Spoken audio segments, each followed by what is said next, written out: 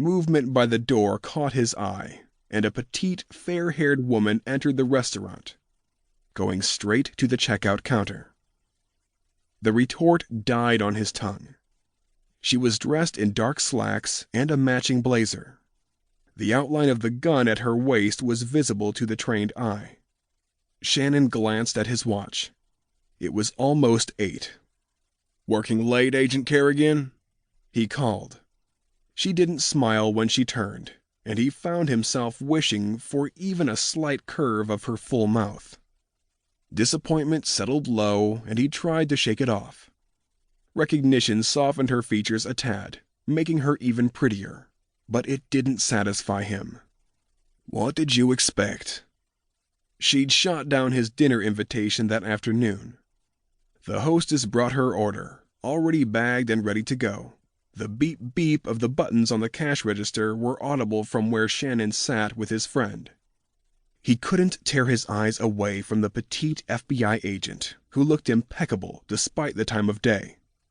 The first time he'd met Special Agent Taylor Carrigan had been at McCauley's, the local cop bar in Antioch. He'd held the door open and told her where she could find Detective Jared Manning. Hadn't said more than a few words to her, but her demeanor had screamed uptight. From her strawberry blonde hair in its librarian bun down to her shiny black loafers. That image hadn't changed when he'd seen her in action at a crime scene either. He'd been first on scene at the double murder that had to do with the case she was working. And she'd been a demanding, impatient investigator wanting to do everything herself, including not wanting to wait for the crime scene unit before breaching the scene. Manning had confirmed what a pain she was, but it hadn't dimmed Shannon's interest. When he'd taken her statement after a shooting incident a few weeks later, where Manning's biological brother had ended up with a bullet in his head, he'd seen something in Carrigan that had solidified his draw to her. Vulnerability under her toughness. She snapped and tried to push him away, but he'd kept her calm and drawn her to him, giving in to the odd urge to touch her. Shannon had tucked her into his side and walked her to his cruiser. He'd regretted releasing her then, had wanted to hold her, though Agent Carrigan would have never allowed that. He thought about her often in the following months, and seeing her outside the federal courthouse that afternoon had been welcome.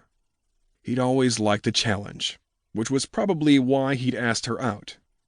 He found himself disappointed again when the ching sounded and the cashier closed the register's drawer with a click. Carrigan hadn't spoken, and would probably leave just like that. So much for her saying she hoped to run into me again. His stomach jumped when she did the opposite and headed to his table. "Nice to see you again, Sergeant." Still no smile, despite the pleasant tone. Her hazel eyes glowed almost gold in the dim light of the hanging lantern. Damn, she's gorgeous. Mark cleared his throat, and Shannon jolted in his seat and reached for his manners. "Mark, this is Special Agent Carrigan. You remember her from that case in Antioch a few months back?" "Yeah, I think it was right before I left." His buddy stood and threw his hand out to the FBI agent. "Mark Rodriguez." The petite FBI agent shook his old partner's hand and finally smiled. He was jealous as hell it wasn't for him. "Nice to see you again. A sergeant as well, I see." "Yeah, for a few months at DPD now." The radio on Mark's hip screamed. "Officer needs assistance! Officer needs assistance!" "Shit, looks like I gotta go." "Damn, sounds like it," Shannon said. "Be safe. Hope all is well." The guy slapped him on the back. "You know it, brother. Good to see you. Call me and we'll get together again before you leave." His friend keyed up his mic to answer the call. Then he dropped a $20 bill on the table. He was gone before Shannon could tell him dinner was supposed to be on him. Agent Carrigan's shifting from foot to foot next to him caught his attention. "Hope everything's okay," she said. "I'm sure it will be. Rodriguez is a hell of a cop. I kind of want to rush out there with him." He made eye contact with her and smiled.